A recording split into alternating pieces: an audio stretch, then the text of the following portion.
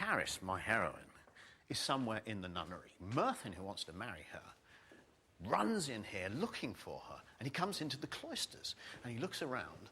Where is she? The nuns scream. There aren't supposed to be any men in here. He runs up a staircase. He comes to a door. He bangs on the door, shouts, "Let me in, let me in." In order to write a scene like this, I really have to be here and walk around the place and get the feel of it. "Where is she?" Merthin shouted. "She is in a room that is locked by her own request," Mother Cecilia said. "You won't find the room, and if you did, you couldn't get in. She will not see you." "How do I know she's not dead?" Merthin heard his voice crack with emotion, but he did not care. "You know me," Cecilia said. "She's not dead." So many people continue to buy The Pillars of the Earth. You know, it still sells so well every year. We need to capitalize on that. That's true. And it's still in print and hardcover in England. Yeah, the hardcover is still available in England. A lot of people read the paperback and they think this is a book they want to keep. Right. So they buy the hardcover. So I sell it to them twice. There you go. No one ever accused you of being a bad businessman. Doctors are high-status people in every society. And in the Middle Ages, all doctors were priests or monks. And so their status, already high status, was enhanced by their ability to cure people. The medical knowledge that they acquired at Oxford University gave them the power over people's health. So people would come to a place like this, not just for the sake of their souls, but to heal their bodies. Maldwyn Cook was afflicted with a sudden savage bellyache, followed by vomiting and diarrhea. There was nothing Caris could do for him other than give him a bed near the door. The next morning, 3 more people had the same symptoms as Maldwyn Cook.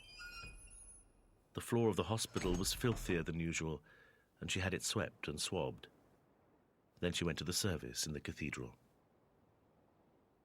In the first draft of this book, I've set up a dramatic conflict between old-fashioned medieval medicine and some developments in medicine that I thought had been at least accelerated by the Black Death. I've portrayed traditional university-taught medicine before the Black Death as being next to useless. And your reaction to that has been to say that really I've taken a kind of rather traditional attitude to that, and you don't feel that's justified by the evidence. I think that, one, you have a lot of bad doctors, just as you have a lot of bad doctors today.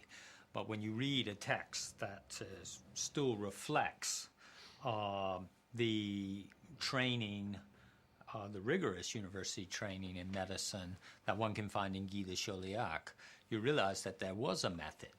It was a method that was very much based in empirical observation of bodies. He systematically looked at different diseases, tried to understand the symptoms that characterized different diseases, experimented with what worked in curing people and what didn't, and systematically what were the best preventative measures. I agree with you, and it's one of the points of my book that things changed dramatically after the Black Death, especially with notions about contagion and really breaking away from the ancients as established lore that had to be followed. Caris could not remain silent. "The plague spreads from one person to another," she said angrily. "If you stay away from other people, you've got a better chance of escaping infection." Prior Godwin spoke up. "So the women are the physicians now, are they?" Caris ignored him. "We should cancel the market," she said. "It would save lives." It's a huge drama, an illness that kills half the population.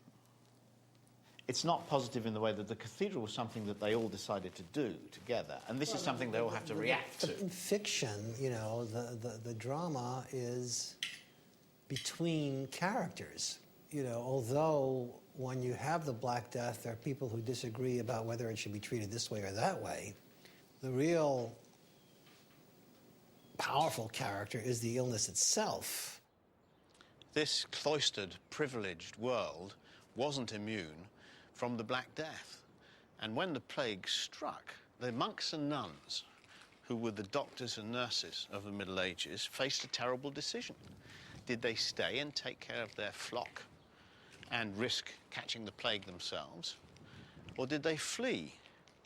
A few of them were heroes and stayed and took care of people, but the majority ran away. And the medieval church never really recovered from that disgrace.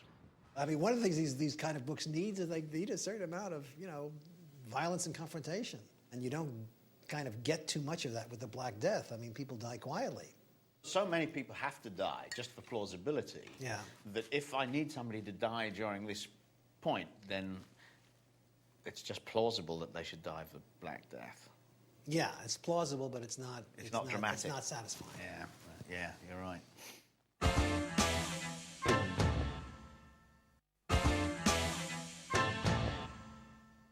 We need one violent villain because the Middle Ages were full of them. And Ralph is the biggest problem, I think, because he's so cruel and violent that it's boring.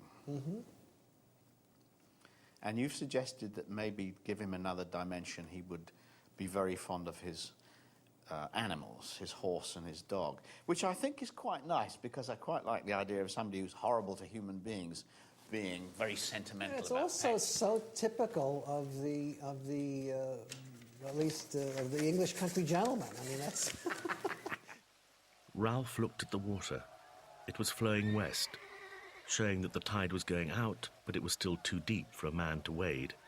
They would have to wait. The English army continued to build up at the shore, hundreds more men arriving every minute.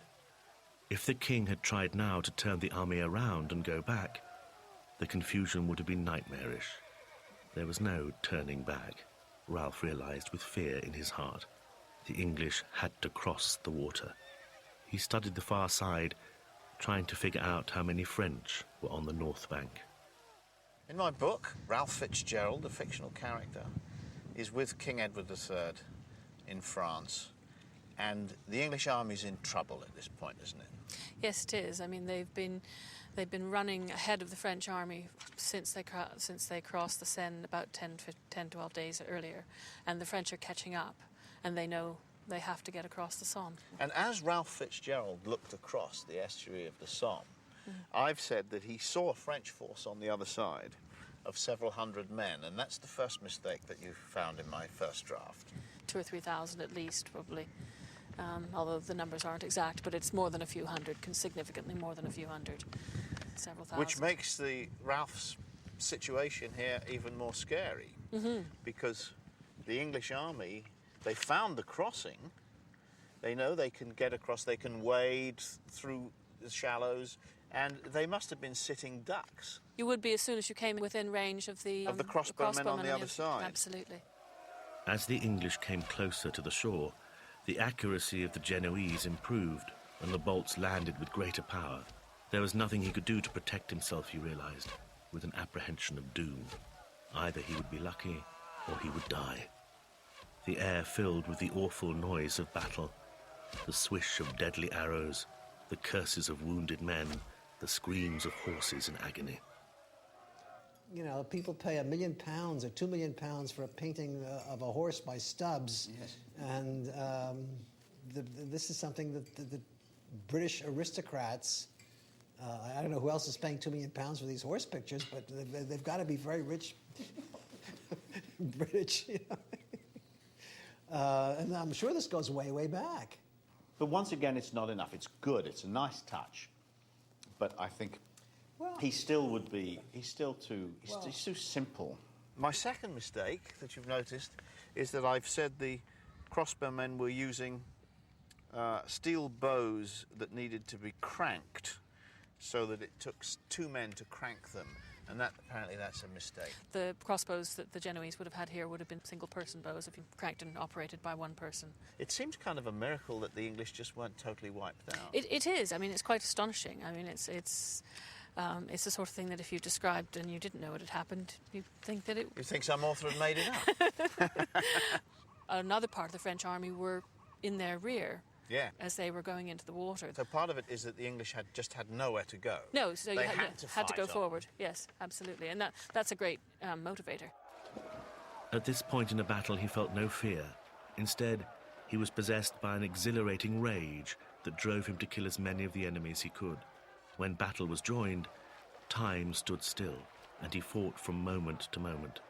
He rode at the enemy again and again, dodging their swords, thrusting where he saw an opportunity, never slowing his pace, for that was fatal. The trouble is he's a point-of-view character. And this is always the problem with villains when they're point-of-view characters. Because they've got to be nasty, but you don't want to spend any time, you don't want to spend much time with such a nasty person. So if we want the reader to see big scenes through Ralph's eyes, there's got to be something about him that draws the reader to him, makes the reader think maybe he's not so bad after all. When we see him as a point of view character, we're seeing his thought processes, and it can be more complicated than just, I'm the Lord and I can do what I want to, sort of thing. There might be something there which drives him to do that. Some way he feels he has to prove himself, or that he was rejected in some way, or something that sort of hardened him up a bit. Marilyn, we're standing on the spot where we think King Edward III probably stood at the beginning of the Battle of Crecy, and his army was spread out in front of him on this ridge. How were they deployed? Yes, well, as you say, the army was in 3 divisions. Edward's division was held in reserve, in a way, here, and the Prince of Wales, which was the vanguard, or the people who were expected to take the first assault, would be just along in front of us here, with archers either side, men-at-arms and foot soldiers in the middle, and then another division further along the ridge under the Earl of Northampton. And eventually, Ralph, standing on this ridge and looking across this valley, would have seen the French army beginning to approach. Yes, I think the first thing they probably would have seen were the scouts come up sometime around midday. Oh, and the one other thing, Ralph is near the Prince of Wales, so he's pretty much directly ahead of us. I would have thought so, something like. I mean, Yeah. it's difficult to know, but Okay. yeah.